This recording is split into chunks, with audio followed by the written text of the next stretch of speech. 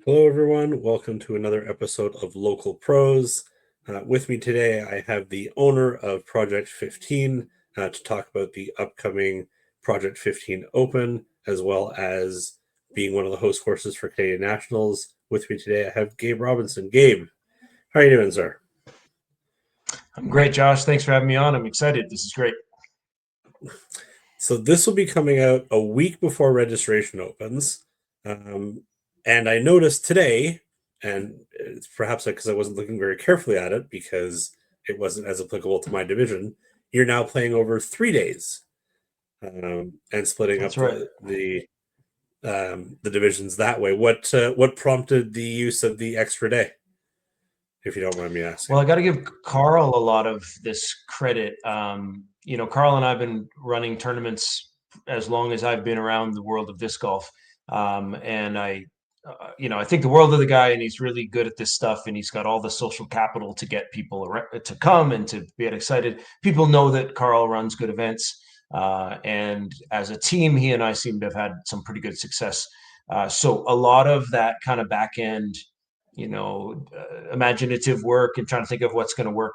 I got to give Carl a lot of credit for that, including the fact that, reading the room, taking the temperature. It sounds like people aren't excited to spend a lot of extra money on tournaments and get merched out the same way the sort of swag bag stuff that's been such a constant. And I think it was really quite attractive to a lot of new players, but we're seeing fewer new players and more people who play, especially these bigger and more important tournaments. Like I'd like to think my tournament, they don't need another mini, and they don't need another disc that they didn't choose.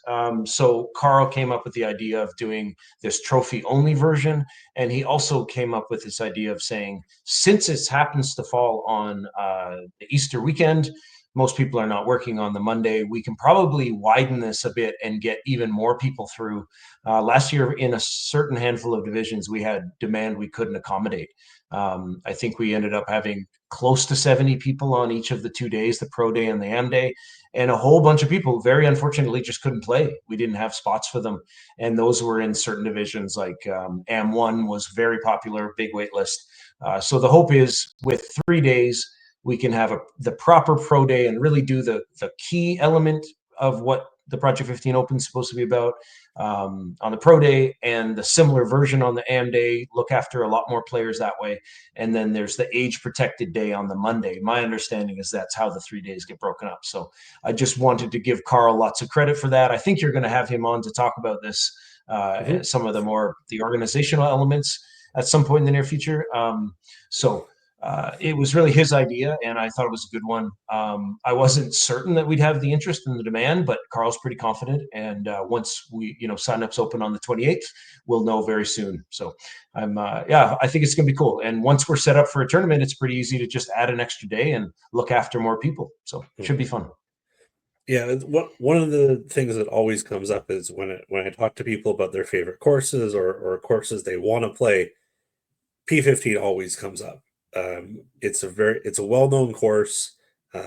You keep it in just immaculate condition, and most people I talk to enjoy the fact that you're constantly tweaking it to just improve play throughout the course, and even at times make it more challenging. Which, while some may find it frustrating, um, I enjoy the having the little bit of the extra distance on some holes or a different line on others. It's been really good. Can you speak to any changes that would have occurred since last year's Project 15 Open?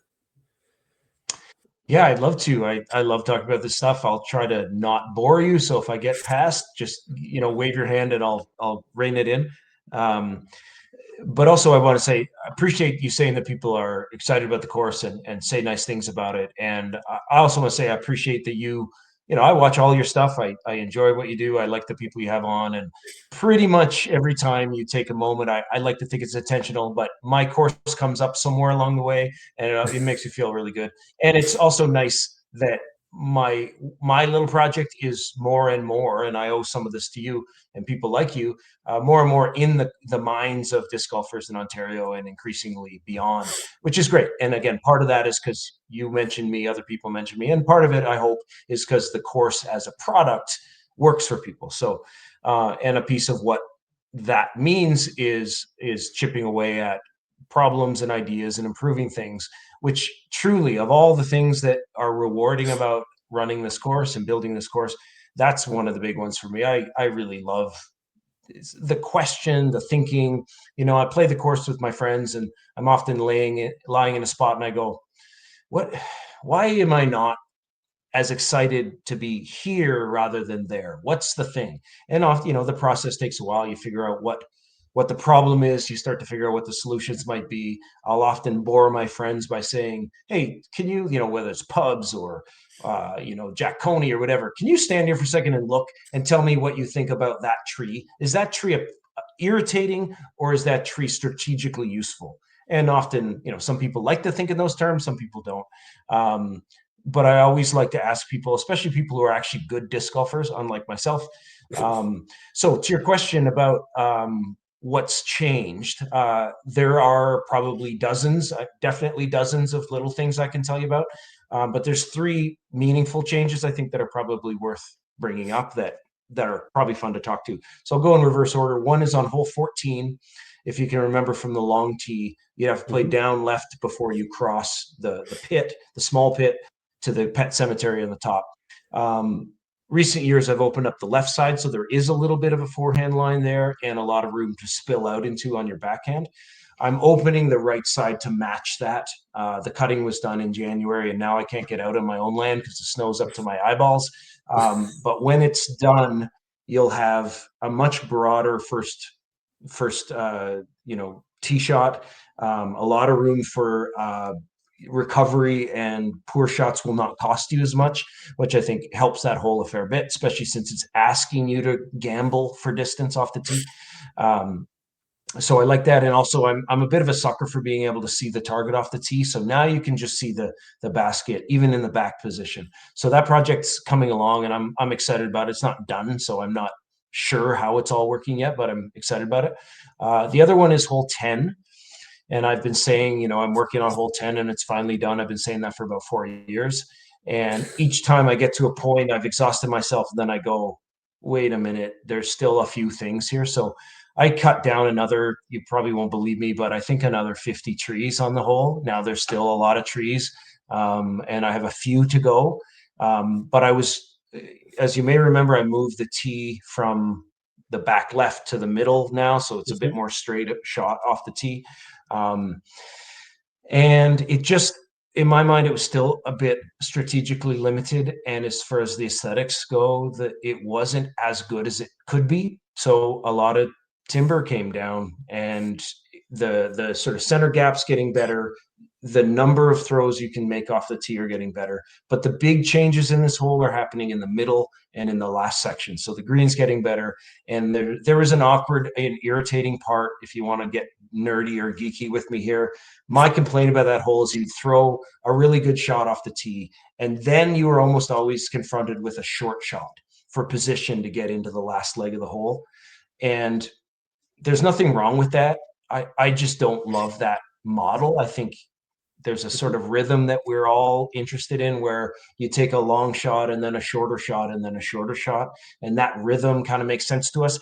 I find it irritating and jarring to go long, short, long in golf of all types. So I'm really trying to make it so as you get around the last corner and you still have about 250 feet to go, you're not pinched and really playing into a small spot to get a look up that last leg. So that's finally starting to make sense for me. And it's been a ton of work, and there's still a whole bunch of cleanup to do to finish it. Again, I got stopped by the weather. So I'm excited about that. I'm excited just about how much better that hole is going to be. And the other one, and I don't think you were at the AM event in the fall, right, Josh? Did you get to that? I did make it out. That is the one big one that I was aware of. You're talking hole 1. I'm coming to hole 1. That's right. So anybody who didn't get to the course last year but was at the Project 15 Open last spring, will not have played the new version of hole one. And my complaint with it before, let me say it this way. You get out of the car and you'd stand on the first tee and you'd throw a kind of a very friendly, very easy Stockheiser 220, 240 through some trees, and then the hole would begin. But that first shot was a little bit of a throwaway, and it wasn't very grand, and it didn't do the thing that I think disc golf holes really need to do, which is to tell you from the tee what your options are. You need to be excited and enticed by the hole. You need to say, what do I have to do? How do I solve the puzzle? And that hole just kind of went, well, I just throw it up there, and then I guess then I get to start making decisions. So I wasn't happy with it. It took a long time to admit that there were other options, and every change you make has positive and negative elements to it.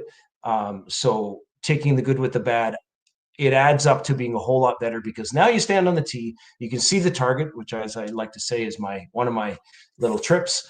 You have a whole bunch more choices, and one of the things I think is best about straightening out this first shot on that first hole, besides the aesthetics and besides the sort of element of strategic options being much better, you now have a chance, if you are a very good player who can throw very far, at some risk, you have a chance to really penetrate, really throw far, and make your next shot a lot easier. And that just wasn't even possible before. You just threw this. Yeah, you could sneak up a bit with a longer shot, but it just wasn't clicking for me strategically. So those three things. And oh, you know what I left out, which you would have seen in the doubles event in the fall, is the extension on hole 3. So it's now 1,060 feet off the long tee. So I like to joke about that as well. It's kind of fun because it's kind of an ego trip. Like, you don't need a 1,000-foot hole unless you're trying to like show off or convince yourself that you're important. So it's a little bit goofy, I recognize, to have a 1,000-foot hole, but this was the only place in the course that we could do it. And I've watched pros, and I talk to the best players as much as I can about this stuff, and they can kill that hole. Like, it was very, believe it or not, very eagleable with a throw in from as little as under 200 feet, right? With the way that it was playing at just over 900 feet. So this makes this a little bit more of a true pro level par 5. And we're still going to see good players birdie it for fun, I think, which is cool. I'm in the process of, just to jump around a little bit, I'm in the process of further developing the FPO teal layout. This is something I started doing last year to try to make sure that the women's top division has a layout that isn't obnoxiously hard, doesn't play, talk down to them, and is their own thing. And that's what the idea of the teal layout is. It's their own layout at Project 15 that really is designed top to bottom for that particular skill set. But now I have this problem because I'm not certain that it's a good idea to have FPO play 1,060-foot hole, even if it is a par 5. So I think I might have to break the rhythm of the blue layout and put them on the short tee. But before I make that decision, I need to speak to a few women to see how they feel about the idea. I was about to ask who you were going to talk to about that, to get their input on it. Yeah, I think the usual suspects. We've got such great female players in the province. Not all of them do I know well enough to ask, but I thought I'd ask Kat Johnson, Colleen. There's 3 or 4 others that come to mind immediately. And I don't feel like I have to take their advice, but I'm very interested in what they have to say about that. There's about 4 other decisions similarly around the course that I would like their feedback on, about how to make this, make the most sense and be the most fun for the women's thing. And I don't think it's fair to just say, well, women should play the MPO layout on long courses. I don't think that's quite a good enough answer.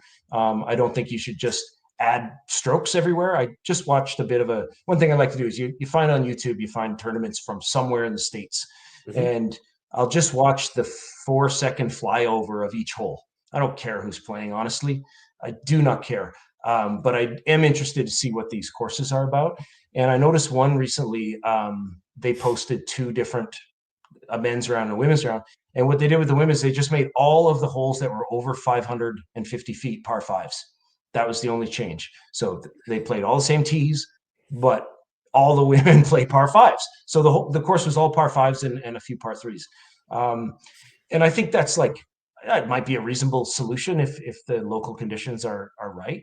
But it also seems a little unimaginative, and it also seems to be a little bit in what I think is the sort of older school of disc golf course and hole design, where the idea is that you are always going to be competing for birdie. You will always have a chance for birdie, and I just don't think that golf has to work that way. Mhm. So anyway, but just, we can get off this topic anytime, but I do need to consult with people who have a stake in this, and I'm eager to hear what some of these very talented and smart women have to say about this teal layout. Um, now that you're not using the that gap through hole one, do you have any plans on using that space for anything else?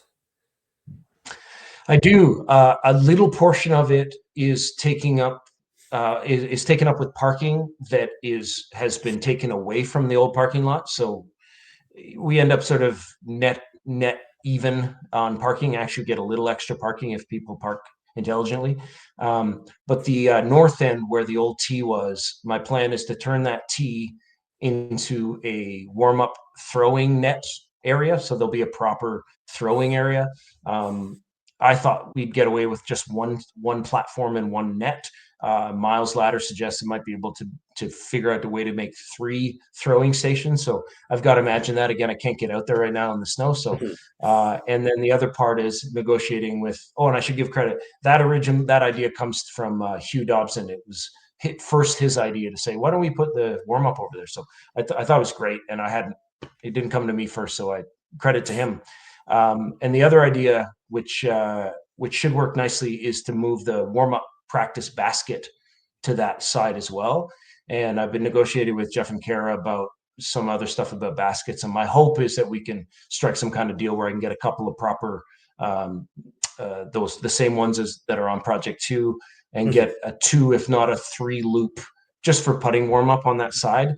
One of the shortcomings, problems with the layout currently, the layout of the common area is just how the warm-up stuff, it's chaotic. It's too close to where we're all hanging out. So I'd love to just push that all over there. People can warm up on Project 2. They can use the 18th basket, but they just let's get all the putting away from where people are hanging out and signing up for stuff and doing the raffle. So yeah, I'm glad you asked. That area, I think, is just going to take all of that loud kind of chaotic stuff and move it away from where people can just calmly hang out and have a nice time.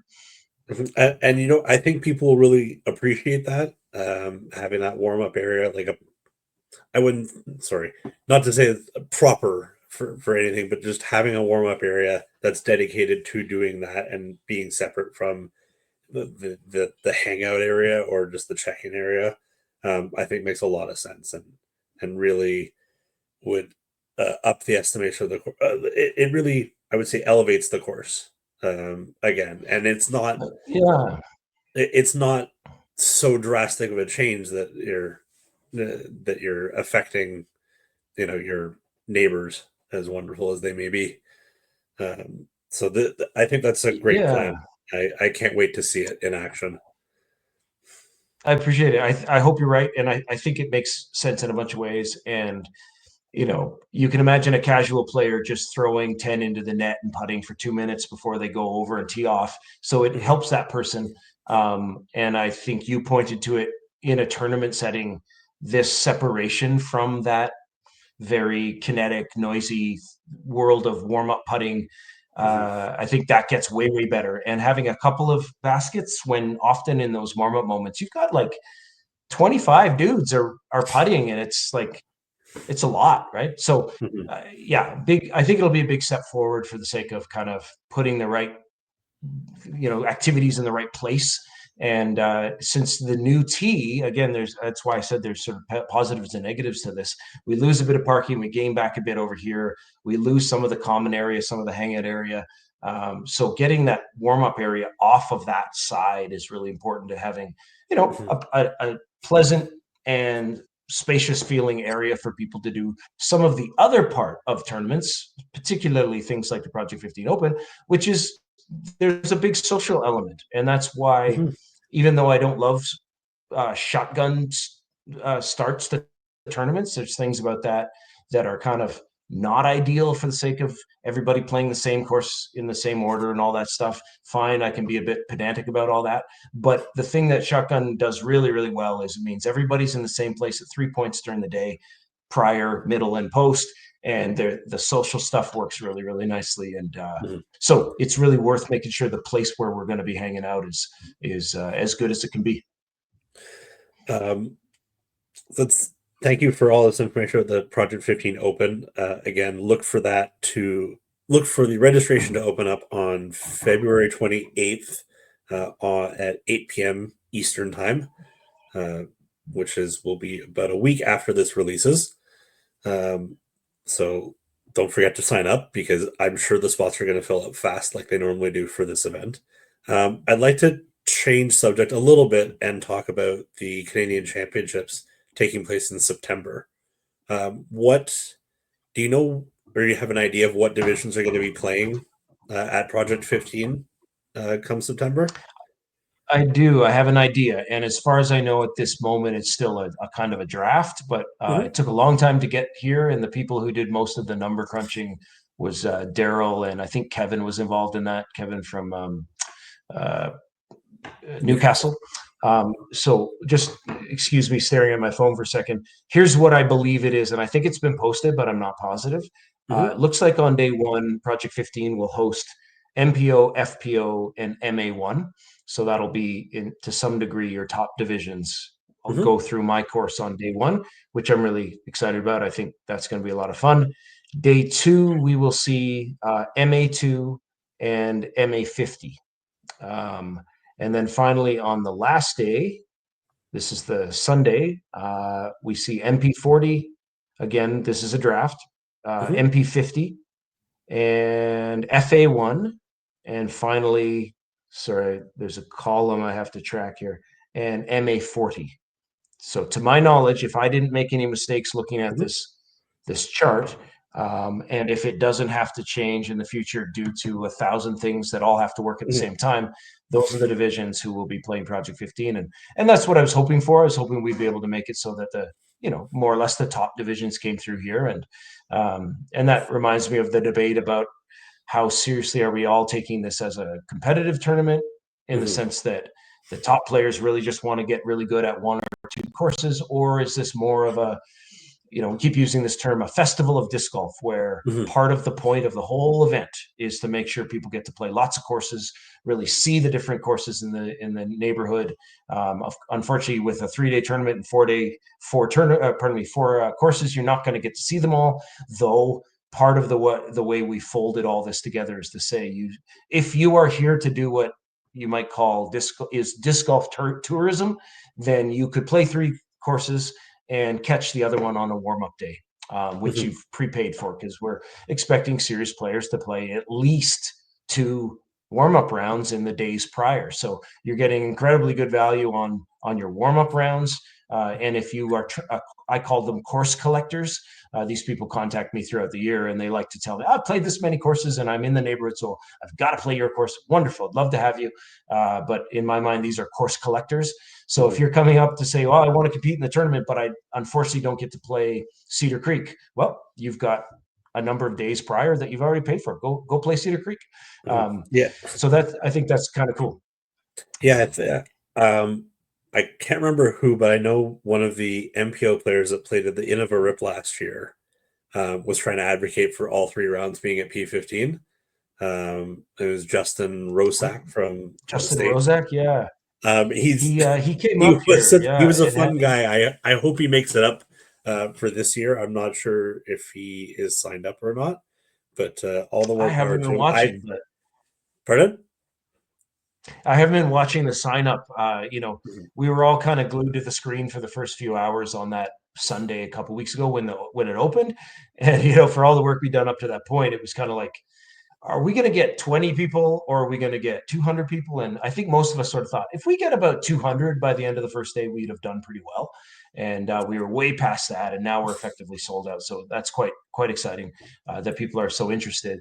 But my point is, I just haven't been keeping track of who has signed up. I know a lot of the names, but yeah, Justin's a neat guy. He came up here. Kara and Jeff trucked him up here when sometime around the RIP, I think just prior, because he was staying with them, and everybody had made friends. And anyway, so he played my course and said some very nice things about the course, which is great to hear. The more the person knows, the nicer it is to get their feedback. It's always nice to get positive feedback from people, but he had some very kind things to say, and I gave him a T-shirt and so on. And so I think we're BFFs. I'm pretty sure that's what you call it. So. Do you recall if Aaron Gossage came through last year when he was making his trip across or through Ontario? Because I know he stopped at Hogo and filmed a video with a couple of the guys. I'm not sure if he made it up to P15 or not. If he did, I didn't notice, Okay. and I have to interact with everybody who plays, so I think I would have noticed that name, and probably tried to give him a free round or something because he's a somewhat prominent disc golfer. So anyway, I'm pretty confident he did not play. If he's listening, which why wouldn't he be? Aaron, you should come back and play next year. I know you've got your finger on the pulse, and everybody listens to Josh's podcast. So hey, hit me up. I'll try and tag him. We'll see where it goes. Great. Him and Taylor coming through, which will be really great to see because she played in the Canadian Championships last year out in BC. I think she might want a little revenge on Sophia, but it'll be a fun event for sure. Well, thank you very much for your time, Gabe. Appreciate it as always, and look forward to getting a chance to get out and play the P15 Open coming up in April. So glad you're playing in that event, and thanks for giving me a chance to talk about the event. And part of the idea was, of course, a little bit of promo, but it's also just fun to talk about disc golf and so forth. And as I say, I always watch your podcast, so it's fun to be on it. And again, thanks for letting me be here. I appreciate it, Josh. Appreciate it. Thanks.